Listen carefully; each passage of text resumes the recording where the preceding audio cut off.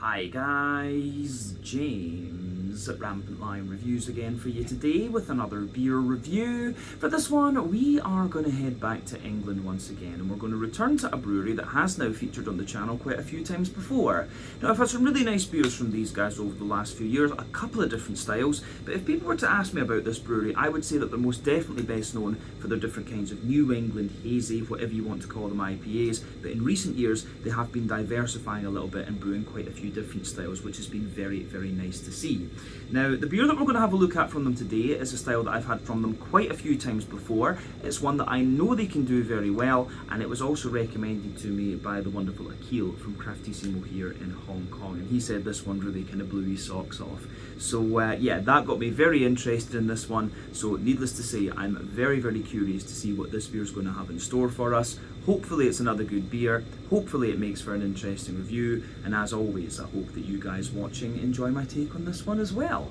So yeah, for this review then, like I said, we are going to head to England. We're going to go to the city of Manchester, the Piccadilly area, and that means that we're going to have a look at another beer from the wonderful Track Brewing Company. So this particular beer is the double dry hopped version of Everything Illuminated. It comes in at 8.4% ABV, and this one is a New England Hazy Imperial Double, whatever you want to call it, IPA. So yeah, this is one of Track's latest releases here in Hong Kong. Their beer turns up here maybe once or twice a year, but this is the one that Akil picked out for me and said that I really should try. So when he says that, I listen, because he's pointed me in the direction of some very, very good stuff over the last couple of years that I've been out here in Hong Kong.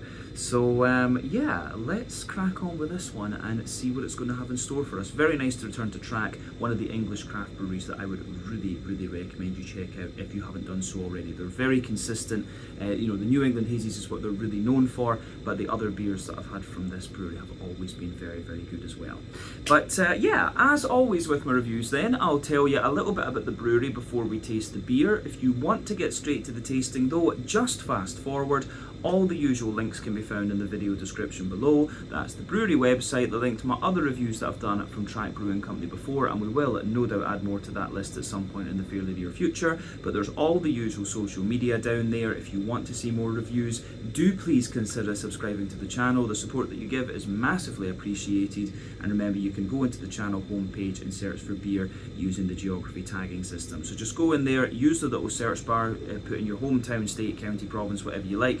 If I've reviewed beers from the area that you search for, they will pop up. Failing that though, you can check out the playlist of beers from different countries. You'll find this one in the English playlist along with a number of other things. That's being added to quite regular at the moment, of course, because Craftissimo did bring in a bunch of English beers that I've been working my way through, and yeah, we will add more to that going forward, of course, but do make sure you check out the playlist of beer from other countries as well, because there are some very interesting things on the channel these days, even if I do say so myself. But yeah, let's go on to my brewery notes then, and I'll tell you a wee bit about Track Brewing Company once again then. So, Track Brewing, as I've said to you already, are based in the Piccadilly area of Manchester in England, and the company was founded back in 2014 by Sam Dyson.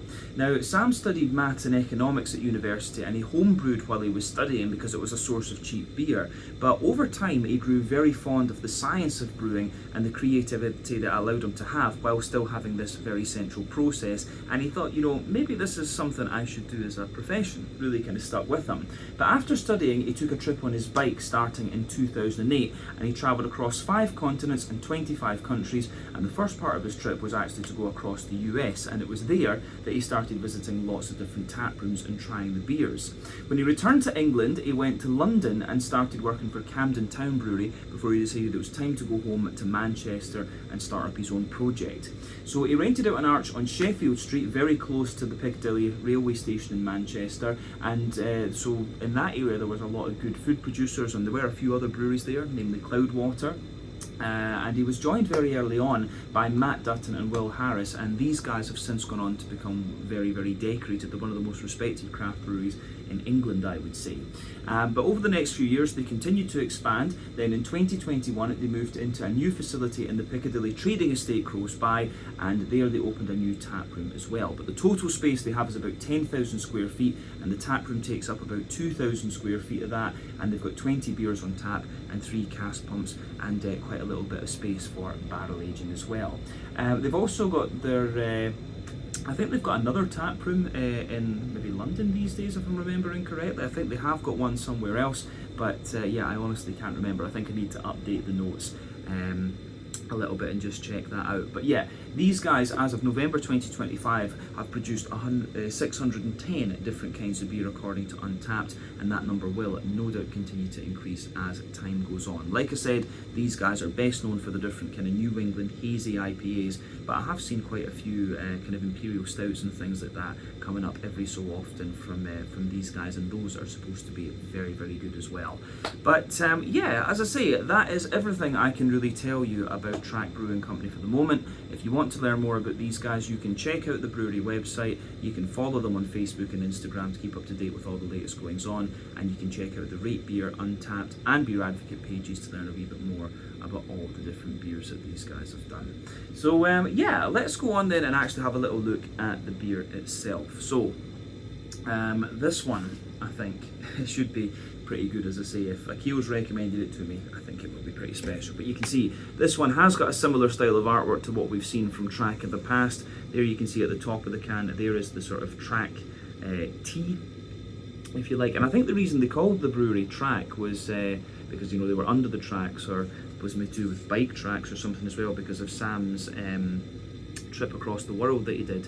But yeah, as you can see, this one is the double dry hopped version of Everything Illuminated.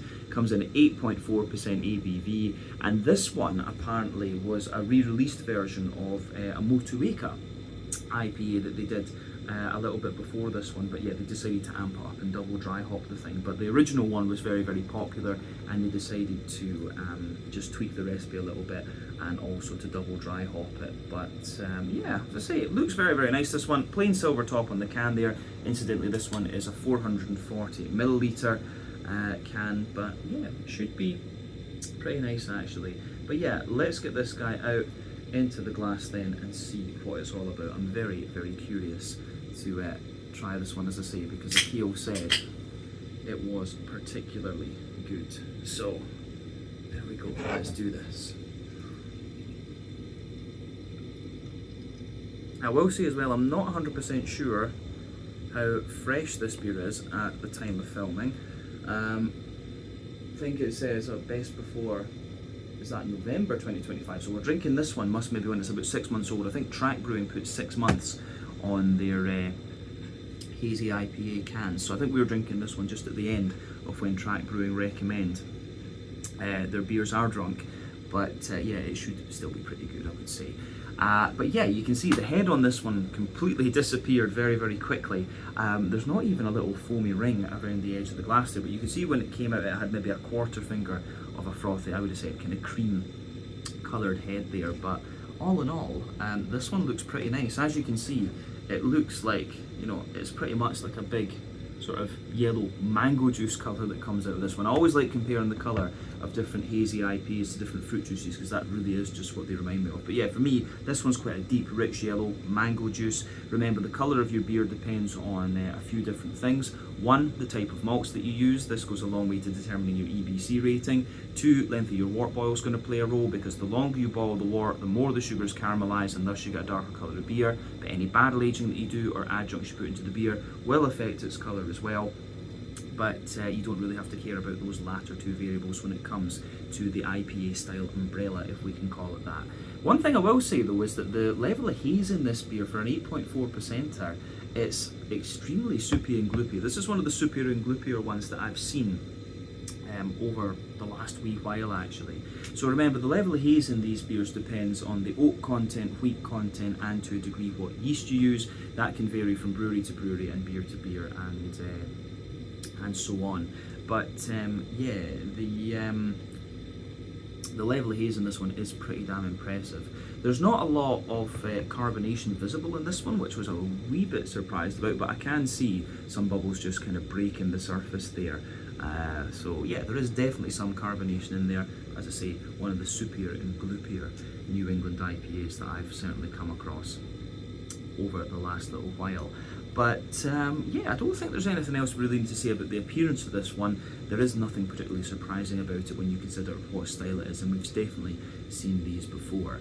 So yeah, I think we can go on and have a little look at the aroma of this one then and see what it's all about. I have to say, that is something that I am very, very curious about, so let's do it.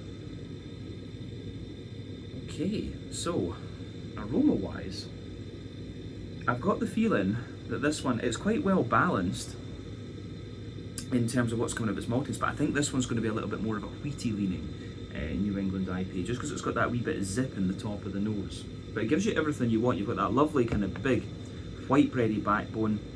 You've got a little touch of sweetness coming out of it, big juicy fruity character, and the nice big green component. Motueka, incidentally, it's a New Zealand hop, 8% alpha acid, and it's known for its kind of big juicy sort of zesty limey character, and that's coming out in this beer in abundance. But yeah, when it comes to your New England IPAs, for me, there's kind of 6 elements to think about when you're looking at the more malty and yeasty side of the beer. You've got the sort of farmhousey yeasty side of things, which is gives you a little bit of dryness, of course. You've got the rye leaning grainy side of things as well. These 2 elements are a little bit more common in the New England brewed New England IPAs, because the style really did start off as like a farmhouse IPA essentially. But as the styles moved elsewhere and evolved, the focus is more on wheaty bitiness, barley malt bread, oaty creaminess, and also the sweeter side of things. For me, the track brewing beers were always a little bit that kind of mix between the wheat and the oat. That was where they always kind of sat. So some of them had a wee bit more zip, some of them had a wee bit more kind of creaminess and things to them, and they very often had a little bit of sweetness. But for me, this one, it seems to have, there's a fair bit of oat coming out of it and a little bit of sweetness, but for me, mostly I'm getting the kind of, it's the wheaty note that's kind of the most pungent for me, I would say. But yeah, let's just break the aroma of this one down then and describe it for you a little bit more in depth, if you like. So yeah, the aroma of this one, I think, goes together pretty well, and I have to say I like that. But yeah, the backbone of this beer, you've got some lovely kind of fresh white bready bread crust coming out of this one. So you can smell that in there, fresh white bready bread crust, a little bit of wood, a little bit of cracker, of course, as well, as you very, very often get. And I'm getting a little bit of a, I am getting a little bit more of a kind of a wee bit of a wholemeal brown bready character coming out of this one too. But there's a lot of fluffy, fresh white bready character in there, and that's the barley malt, of course. But yeah, further back in the nose, you're absolutely getting. Further back in the nose, you definitely get more of that kind of wheaty, zippy sort of character coming out of it. So you have the wheaty, zippy notes in there. You can smell a more dense and quite smooth, actually, wheaty, white bready character there as well. But the more that I smell of this one, the more oaty character that I'm getting out of the beer. So yeah, oats are always quite an interesting thing in New England IPAs, because generally speaking, you can use them as a fairly rough indicator of how fresh your New England IPA is. Essentially, the creamier the oats smell and taste, the fresher the beer is, the drier they are, the older it is. That changes a little bit depending on whether your oats are like North American, European, or Australian. Of course, different soil profiles, different water profiles, even different genetics in the plant itself can change that. But yeah, in this beer, you've got a lovely little bit of smooth and creamy oaty character in there. You can smell a wee bit of the dryness coming out of it as well, though, because the beer, I think, is about 6 months old. And I have had this one a couple of weeks. I could have drank it a wee while ago, but I've had many other things to review before this, right enough. But yeah, nice little bit of that oaty creaminess coming out of there. You do smell a little bit of like the Werther's Original butter candy, buttered scotchy type qualities in this beer as well. So this one does have a slight bit of sweetness to it, and there's also a wee bit of a kind of McVitie's digestive biscuit. But the more that I smell of it too, I actually get little hints of Skittles, and yeah, I get little hints of Skittles and McVitie's digestive biscuit as well. So yeah, the way that this one goes together, I think, is really quite nice on the malty side of things. I don't think we need to say too much else about that, in honesty. I think we'll get more of it when we actually go on to the flavour of the beer. So let's look at the yeasty component of this beer then, which usually you'll get at the back of the nose. So yeah, for me, the yeasty side of the beer, it has got a little bit of a brown bready character to it. It's a wee bit of an almost kind of farmhousey sort of yeast that comes out of this one, which I have to say I do quite like. So a wee bit of that kind of farmhousey bready yeasty character coming out of this one, which, as I say, I really quite like. Then for me, on top of that, there's a little bit of a fluffier, fresh white bready note, and I do get a wee bit of an almost like Pilsner malty type crispness and zippiness to it, in fact, which is quite interesting. There was a period where a lot of breweries were using Pilsner malt in their New England IPAs, and it was quite interesting. Some of the breweries in Sweden actually used a little bit of rice just to give you a wee touch of sweetness in the beer as well, and I think that worked very, very well, in honesty. But yeah, the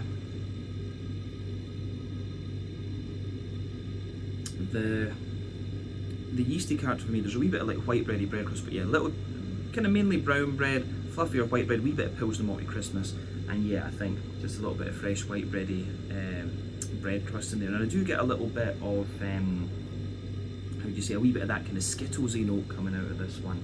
So yeah, that's pretty interesting.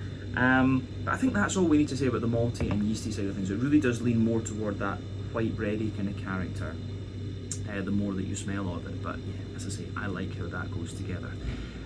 Yeah, so in terms of the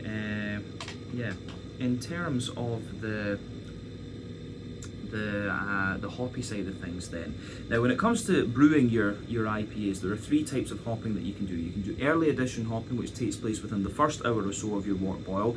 That gives you the vast majority of your bitterness and a deeper, danker green component. Then you've got late addition hopping, which takes place within the latter half hour or so of your wort boil. That gives you a little bit of bitterness, mainly flavour and aroma, and a very bright green component. Then you've got dry hopping, which takes place after the wort boil is complete, and that's all about flavour and aroma. Now, West Coast IPAs tend to use all three, which is why they're deeper, danker, and more oily and bitter, whereas New England IPAs tend to rely mostly on late addition and dry hopping, which is why they're kind of softer and more juicy and a little bit more zesty in a sense as well. So yeah, you can definitely tell that it's late addition and dry hopping that's going on in here, but still, the zestiness of the beer, because it's Motueka that's in it, is quite, you know, it's definitely quite noticeable, we can say that. So yeah, the green component in this beer, you've got a lovely little bit of earthiness. Yeah, you have got a little bit of earthiness coming out of this one. So yeah, wee touch of that, some floral aromaticity, good little bit of grassiness to it as well. Yeah, a wee tiny touch of earthiness. I say mostly like a very bright floral aromaticity, and then yeah, you've got that little bit of zesty grassiness coming out of this one. So yeah, all in all, the way that that goes together, I think, is really very, very nice. Lovely, zesty, kind of grassy character to it, I have to say. But yeah, green component in this one, we've come across this sort of stuff from Motueka before. It can have that big zesty note to it. But the fruity character in this one, as you'll know if you've encountered this hop before, it's all about that zesty, kind of limey note.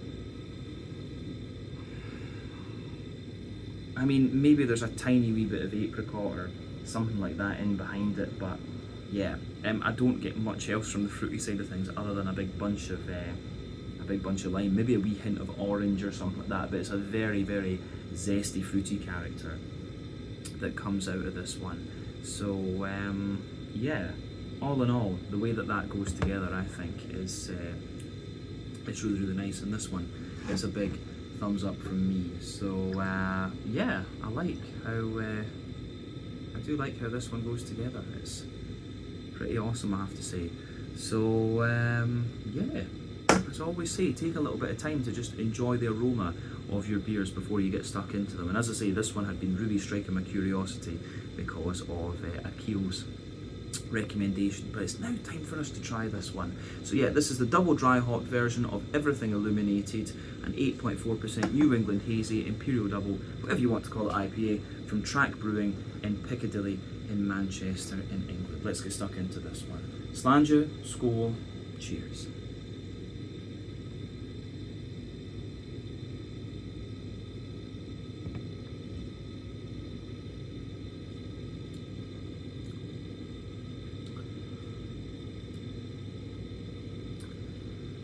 Okay, right. I'm going to say straight away, really pretty damn solid New England double. I can see why Akil really liked this one. So again, big thank you to him for recommending this to me. I think he might actually have given me this can, come to think of it. I don't think I actually bought this one. I think he just gave me it. So yeah, double props to Akil for making this review possible then, and I can see exactly why he liked this one. Lovely, lovely beer, this one. As I say, I think it's about 6 months old, but it's still in Really quite nice condition. The only thing I can say about it that's maybe slightly off is just the carbonation, but that's kind of to be expected.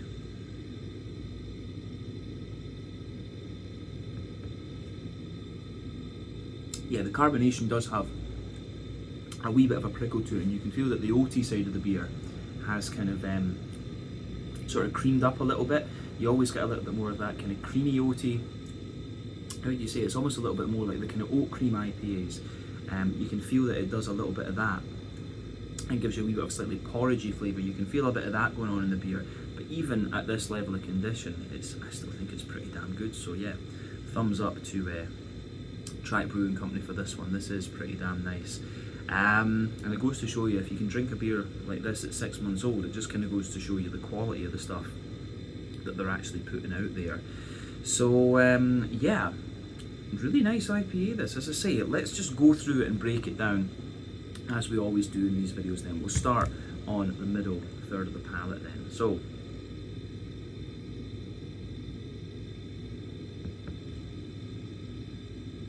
really juicy, this one as well actually. But yeah, middle third of your palate then. The backbone of this beer, you get that lovely kind of fresh white bready, bread crust, just sitting there, and the fresh white bready bread crust just sitting there on the middle of your palate. As you move further forward, it's got a little touch of a kind of woody note to it, which I always get. For some reason I always get that on my palate. Fresh white bread crust, a little bit of woody character, then you get a nice kind of Jacob's cream crackery note coming out of this one, which I think is really nice.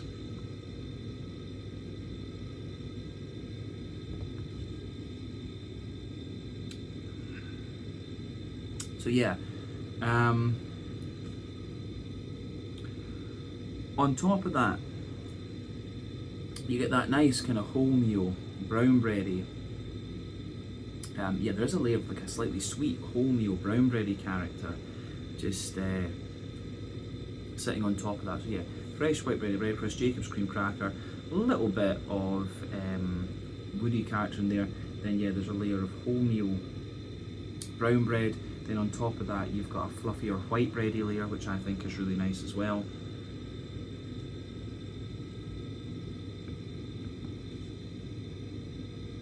Yeah, so fluffy, fresh white bread in there. But one thing I will say is these two bready layers actually are quite dense, and I think they give you a fair little bit of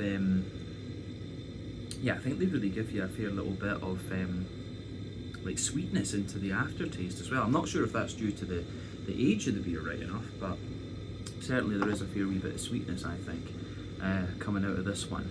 But yeah, so on top of that kind of fluffy or white bready layer from the barley malt, you get the more dense, you get the more dense wheaty white bready layer in there as well. So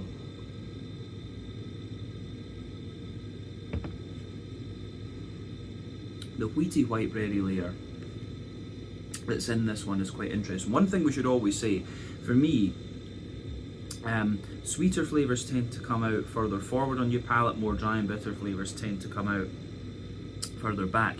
And with the wheaty, the more dense wheaty white bready layer in this one, you can certainly feel that it's smoother further forward, and it's got a little bit more of a kind of zippy character further back. You do feel it's got a little bit more kind of bite to it. So yeah, you've got the wholemeal brown bread, the fluffier white bread from the barley malt, then the more dense wheaty white bready character there, and then sitting on top of that, you do get the oaty side of the beer. So going down the middle line of your palate, you've got that lovely kind of creamy oaty sort of note coming out of the beer, and as you move out toward the edges of your palate there, you just get a little touch of dryness out of the oats. But overall, I'd say the oats are still pretty creamy in this one. Like I say, the only thing that gives this beer away for being about 6 months old is that the carbonation, and also just a wee bit of that kind of like porridgey flavour that you get from the oats. So yeah, as I say, really creamy down the middle line of your palate, and a little bit more porridgey out toward the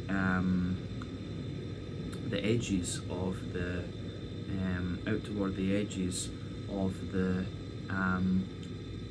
palate there. Yeah, I like that. I have to admit, I do quite like that about this beer, but it does make it just that little bit more sweet. On top of the oaty layer of the beer, though, in the middle of your palate, you've got that more kind of that sort of ovular shape, the oval shape, sitting there, and that's where you get the sweeter side of the beer. And this one is 8.4% ABV, so it's got that little bit more booziness to it. And I always think that once you go above 8%, sometimes it can be difficult to avoid having a wee bit of sweetness in there. But yeah, in the dead centre of your palate, you can feel there is a very slight kind of straight up kind of caramel. Then as you move further out from that, in that oval shape, it's a bit more like Werther's original butter candy butterscotch. And then yeah, the very edge of that oval is more like kind of McVitie's digestive biscuity sort of character as well. So yeah, the way that all of that goes together in this one, I think is quite interesting. So the malty side of this beer, that middle third apart from me, gets a big thumbs up, and I have to say I have enjoyed that one. But yeah, let's go on to the back third of the palate then.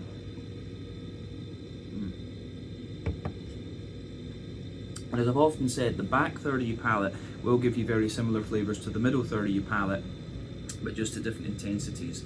So yeah, the border region between middle and back third of your palate, you get that nice little bit of kind of bready build up in there. You've got the brown bready character in the base, the kind of white bready barley malt character in the middle, then the more dense wheaty white bready character sitting on top of that. And the wheaty character there actually has a little bit more kind of bite to it, I think. But I think what I was saying earlier on about there being some kind of Pilsner malt in this one was probably wrong actually. I think this one doesn't really have much in the way of Pilsner malt. But yeah, all in all, the way that that goes together, I think, is quite nice. If we go to the back third of the palate, though, you can feel the bread crusty character is a little bit drier and sort of more grainy. You've got the Jacob's cream cracker just kind of sitting on top of that as well.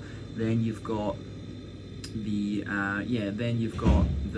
wholemeal brown bready character there, which feels a little bit lighter, taller, drier, and more airy. You can say the same about the white bready barley malt that sits above that. Then you've got the more dense wheaty white bready character there, which actually does have a wee bit more bitiness to it, but it still feels kind of quite smooth in a sense, but slightly drier. And there is something, there is just that little bit more bitiness and dryness into the aftertaste there. But above everything else on that back third of your palate, you can feel the yeasty character coming out of the beer. So let's have a wee look at that actually.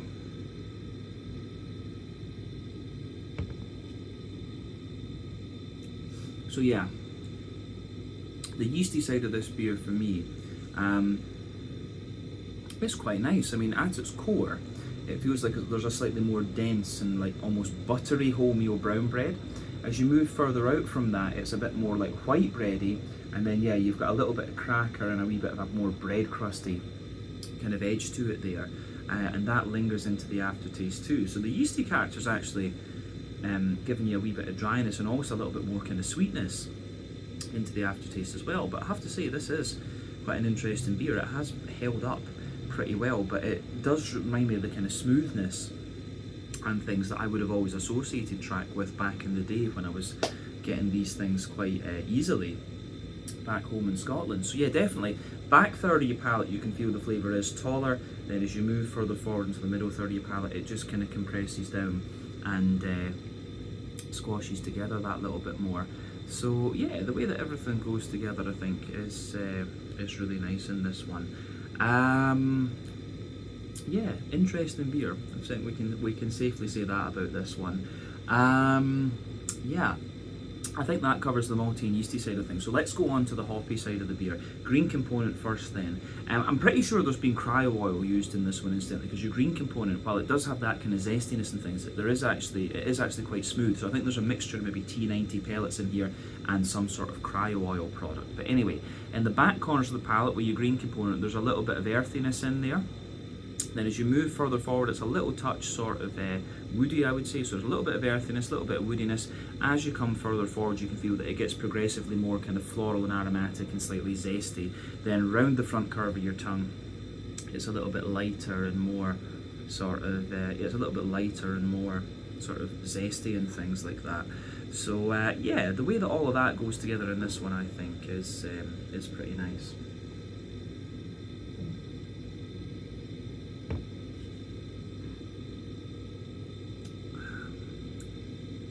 So yeah, green component on this one is exactly what you'd expect if you know the Motueka hop.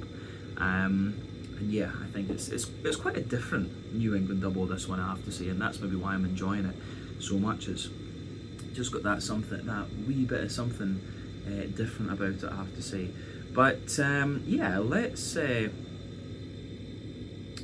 kind of push on then and have a wee look at the front third of your palate. So yeah, the border region between front third and middle third of your palate, you get that nice little bit of kind of bready build up in there. You can feel the brown bread in the base, the fluffier kind of white bread in the middle, both of those from the barley malt, then the more dense wheaty character on top, and then yeah, the base of that front third of your palate got the fresh white bready bread crust, the Jacob's cream cracker, the white bread, the brown bread, the white bread, the more dense wheaty white bready character, which incidentally is very smooth on that front third of your palate, and you can feel some of the smoother oaty notes just pushing forward from there as well. And then on top of that, you get that nice oily bubble where the juicy fruity esters just roll their way out of the beer.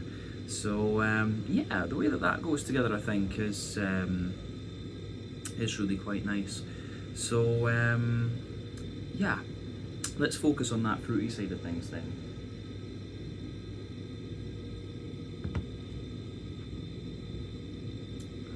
So yeah, for me, the fruity side of this one, it is pretty straightforward.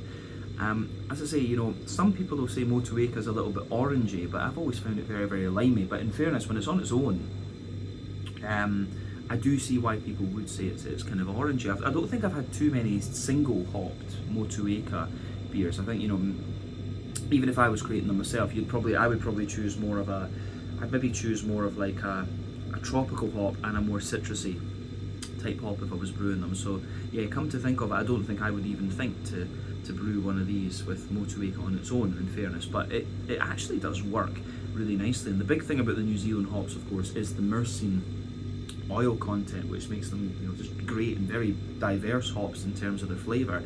But you can see that with this one in Motueka, that big oily bubble, it's pretty much a big oily, on that front third of your palate, the oily part, it's basically a big mix of orange, and then further forward, I think the more kind of zesty limey character comes out. The limey character is the bit that feels like it mixes in with all the kind of grassy esters and things like that.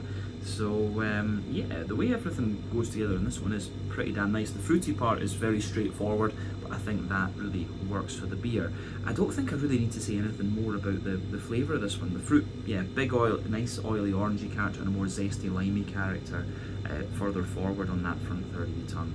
So yeah, all in all, the way this one goes together, I think, is really quite nice, and it gets a big thumbs up from me. Yeah, I like that with this one. So let's round off the review with a wee quick look at the mouthfeel then. So for me,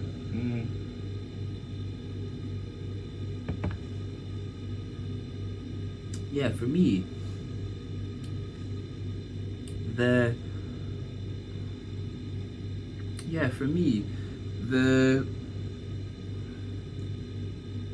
mouthfeel on this one, I would go and say that this is maybe top end of mid-bodied, bottom end of full-bodied. The carbonation is very, very smooth. The beer, it does have a little bit of an oily slickness to it, but at the same time it's kind of quite silky and quite kind of creamy. I think the carbonation is making this one seem a little bit more oily, and again, I suspect that is kind of down to the age of this beer. As I say, it's got about 6 months on it. But yeah, in terms of the IBU in this one, I think this is a fairly standard like 30 or 40 IBU beer. It's not going to blow the head off you in terms of bitterness. Yeah, I would stick with that, and I'm pretty sure there's been a bit of cryo used in here as well. But the malt base, as we said, it's a bit drier underneath, smoother in the middle, then it's got a slight sweetness on top, and then yeah, you've got a lovely kind of oily, fruity character to this one, and just that wee bit of zestiness into the aftertaste too. So yeah, I'm not drinking this beer in its absolute prime, but yeah, I think, you know, you can tell this one, when it was absolutely fresh, it would have probably just been kind of mind-blowing, but even as it is, I think this is pretty damn special as well. So big thumbs up to Try It Brewing, and again, thank you to Akil from Craftissimo here in Hong Kong for making this review possible. But yeah, I think we can leave it at that for this one. This was the double dry hopped version of Everything Illuminated, an 8.4% Motueka only New England Hazy Imperial Double, whatever you want to call it, IPA. If you see a kind of fresh version of this beer, or even if you find it when it's a couple of months old, you are going to enjoy it. I can safely say that. So yeah, let's leave it at that for this one. The thing that's interesting about this too is the more that I drink of it, the more kind of oaty it seems to lean, whereas I thought it was going to be quite wheaty when I first smelled it. So that's an interesting point to make about this one for sure. But yeah, let's leave it at that for this one. Once again, thank you for watching my beer reviews. Until the next time, please like, subscribe, share, all the usual YouTube stuff.